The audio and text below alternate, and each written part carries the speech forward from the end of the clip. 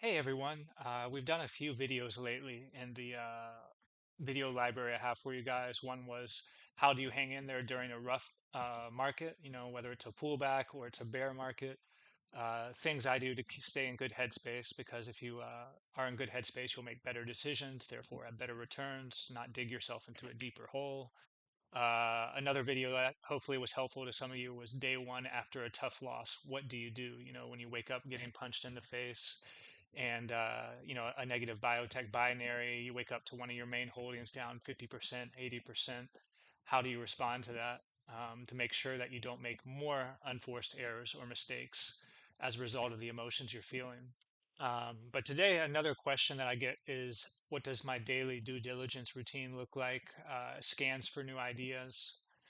Um, I always say my process isn't rocket science. It's really, really simple. My goal is to be boringly profitable, to have a really repeatable, easily repeatable investing process that I can just approach each day with zero emotion or as little as possible, greed, panic, fear. Whether it's a gap up, a good day, a bad day, the goal is to come at it with the same mindset, not in a rush to make decisions, but just trying to find those fat pitches, those ideas that are heads win big and tails, hopefully the loss is limited, which are very hard to find in biotech as is. It's riskiest sector out there. And another thing I'll preface this by saying is, I feel like I've done better as I spend less time on screens. When I'm on this too much, you overthink things. And so for me, that might be a few hours each day. For some of you, that might be, because you have other jobs or, families, things you're doing. Maybe that's just on the weekends or once every couple weeks or month or whatever that looks like for you. The idea is you'll feel that you're in the flow, that feeling of zen, peace, when you're not trying to uh, when you feel good about the amount of time that you have to invest in the market, whether you have a few hours this weekend and during that time you're reviewing your holdings, looking at new ideas on radar, and you're not trying to do more than you're capable of than your time allows. Because if you're trying to do that, then other areas of life like family or your hobbies or things you enjoy, you're passionate about, will suffer. Because and not only that, your investing or trading efforts will do poorly too, because you're always rushing to get things done versus slowing down and enjoying the process, whatever your available time. So for me, most mornings, I wake up, I look at our chat. It's nice. Got people in here in ROTY biotech community who are way smarter than I'll ever be. So it's nice to see what's on their radar and technicals, indicators chat, or our top five holdings or real-time trades, see what people are buying and selling. Maybe there's some new names for, I still have to research them on my own, but it's a nice starting point. I go to the news section of Seeking Alpha, which helps me whether I'm looking at quarterly reports. Oh, there's another one from Nurex I need to look at. And I already found another name, Mesoblast, today because they were studying a new indication. So I just put it on my DD list. I have the Fly, a premium news service. I've had this for a long time, so I got grandfathered in at a lower price point too, thankfully. But I'll just scan through pretty quickly and just see if anything sticks out. If it does, I'll add it to my due diligence list. Um, so I'll have a queue of names on radar. Whenever I get around to them, I would like to look through the quarterly report, the calls, the presentation. A lot of these things, first, you'll do the 15 minutes of surface due diligence to see if it even meets your selection criteria. And when I'm listening to a management call, I can tell pretty quickly if I'm interested and it's worth that deeper due diligence, or, it's elimination. The goal is to eliminate ideas as soon as possible. And so I'll only spend time doing that deeper due diligence on the ones that matter, that really um, deserve our attention and time. Obviously, I'll look at my current holdings. That's not what this video is about. I'll also look at other names on radar or names that I have in my playbook, which are potential ideas on radar, stocks that I could buy in the near term. I usually already have a thesis written down for those. I have all of my news, due diligence, all written down in one place. So it's nice to review those. Um, I have my scans, which you have the daily scanner, which is I can look here at the stocks that have done the best in the biotech region area, and I'll look at some of those that stick out to me, especially names I don't know, or it could be old names I'm revisiting with fresh eyes, like Iovance, for example. Iowa, we talked about recently, and I was never expecting to re-enter that one, but it popped up on radar. I'll look at the losers too, and see which ones have been hit hard and for what reason. Maybe there's something that's being beaten down unfairly. Again, the idea is just if any names stick out. I also have screens for weekly gainers as well as monthly gainers. Again, those are just to see what sticks out to me. Slingshot Insights is another great tool I use. You can look at KOL calls, whether that's for about a specific data set or new drug launches and metrics, or what the doctors think of it. Physician surveys are often very helpful. Again, I'll look at each of our current holdings and see where they are. Telix, for example, is up in pre-market, and you guys might remember around, I believe it was March or February, where we added again in the sixes, and now it's rebounded to the tens. And what's nice is there were a lot of times in here on the way down where I wanted to, either panic sell, or where you're just wondering, did I get this right? It's never fun to hold something that's going down. And what's nice for me, it's all about thesis progression. And so I'm looking at the news, and they had a quarterly report showed that thesis is going in the right direction. Sales are growing. Gozellix is contributing to sales acceleration. Part three of the Prostact data for their first PSMA therapeutic.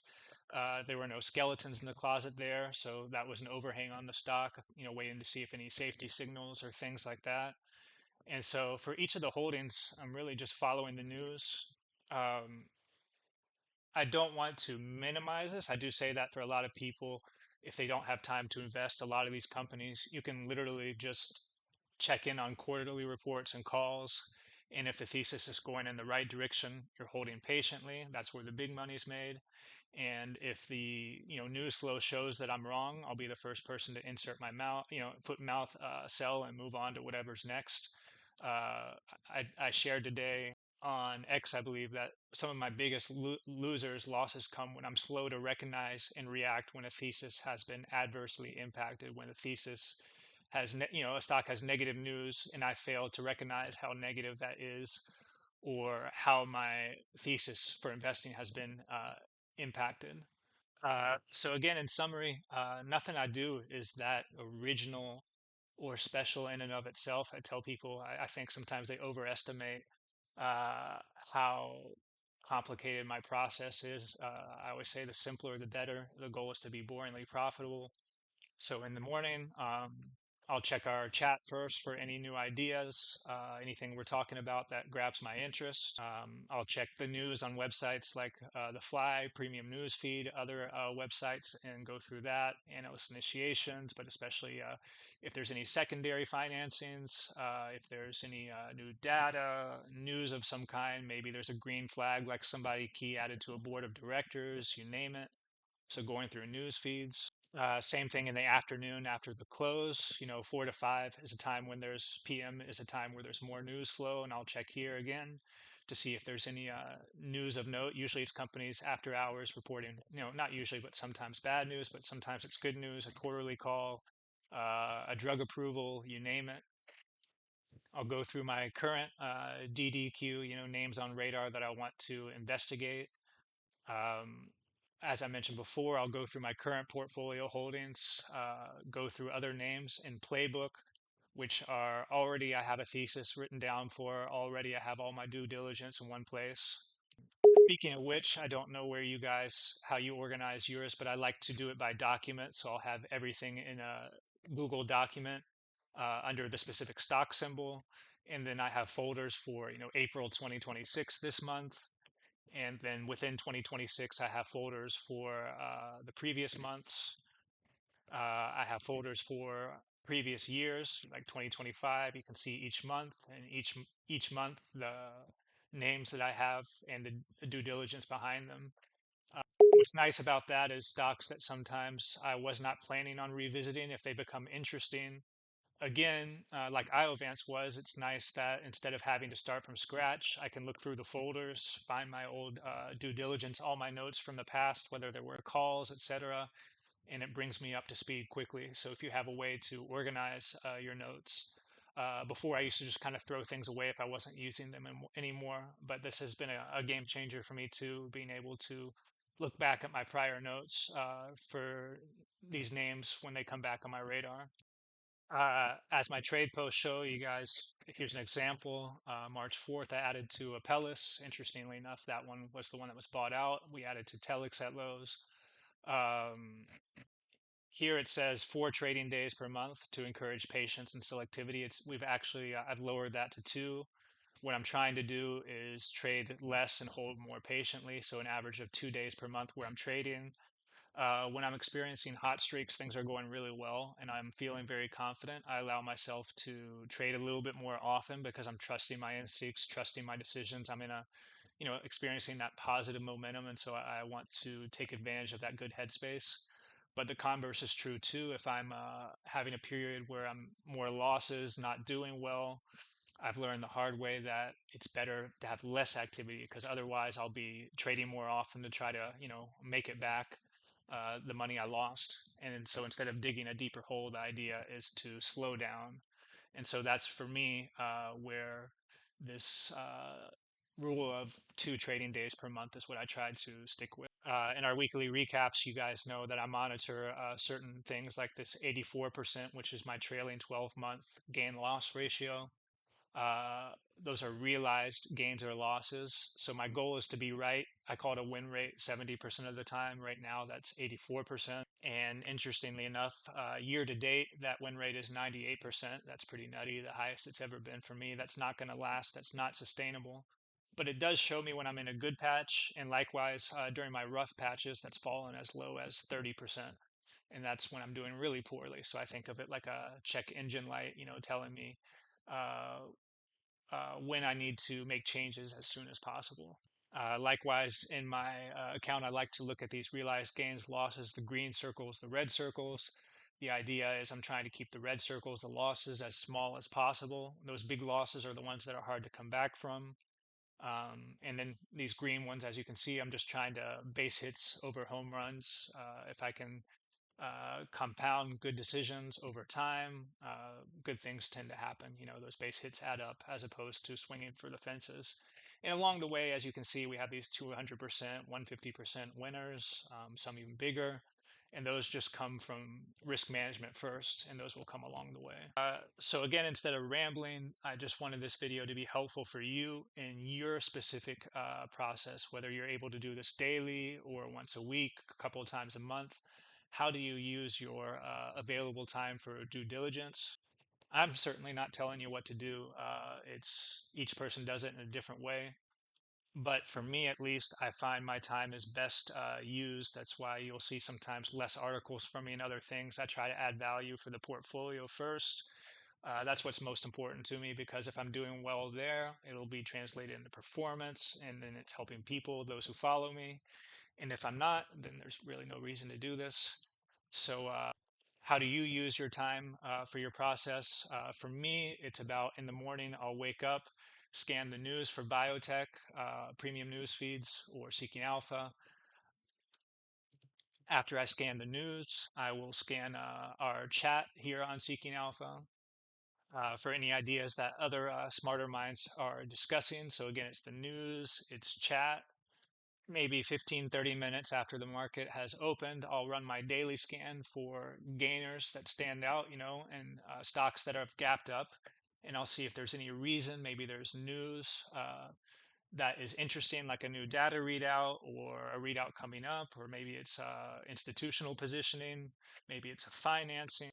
I will also look at the losers here because I want to know if there's any names that are being unfairly punished, especially if it's a really big up day in the market. I'll look at any of the names that are failing to hold their own. That can be usually a red flag, but sometimes it can be a one-off, something due to temporary issues that can be overcome. Likewise, if it's a really poor day in the market, let's say biotech, the sector is down 3%, I'll look to see what names are in the green, what names are holding their own, looking for those coiled springs, where the sector's going down, market's going down, but these stocks are staying in a range. And I'm asking myself, is there something going on here? I know some people say don't read too much into price action in biotech. I can agree with that, but at the same time, as a starting point, that does help me find ideas. These coiled springs are stocks that are being accumulated while the sector is not doing well or the market's not doing well. So again, start the day looking at the news, my scans for news, premium news feed. I'm looking at my current holdings, making sure there's no news or anything I'm missing. Once the market opens, I'm looking through gainers and losers of note. And same thing when the market closes, I'm looking at which gainers or losers stick out to me, if there's any news behind them or why. Again, I'm looking at the news feed after hours, 4 to 5, to see if anything else comes up that's interesting. And not much else from there.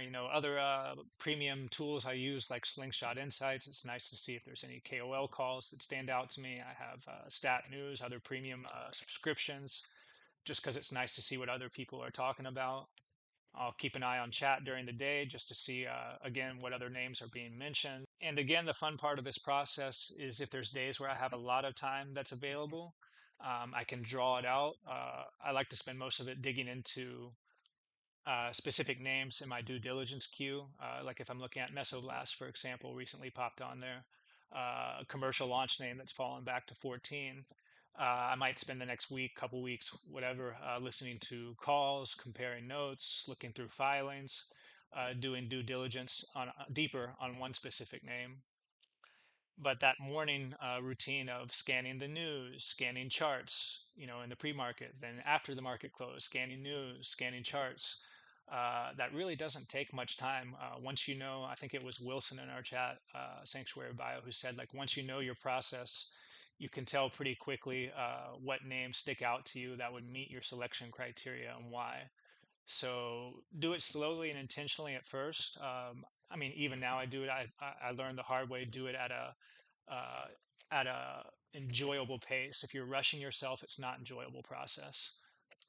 But again, each day scans for news, scans for chart, going through my own holdings, going through new names on radar, and then only doing the deeper due diligence on the names that really deserve it, the names that have a shot of meeting my selection criteria.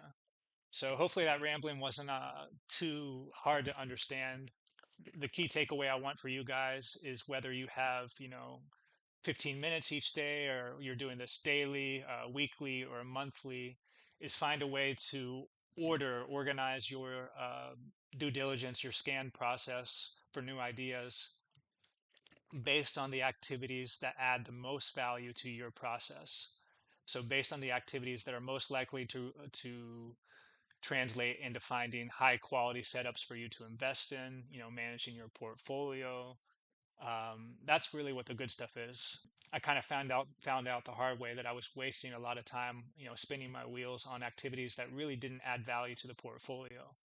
And I think my aha moment, why we've had, 4 good years in a row, is because I'm able to take a step back and use my available time, which is less and less. This is a part-time endeavor for me, is to take that available time and focus on the key activities that add value for my portfolio and therefore for readers. Scanning for new ideas, both news and charts, managing current holdings, and then doing deeper due diligence on the names that most likely have the best chance of meeting my selection criteria.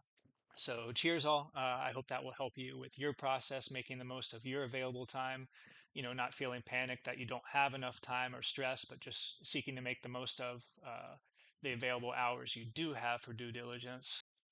And let me know if there were areas of this that I missed or you have any questions on the process as well. But hopefully that gives you a good overview. Cheers.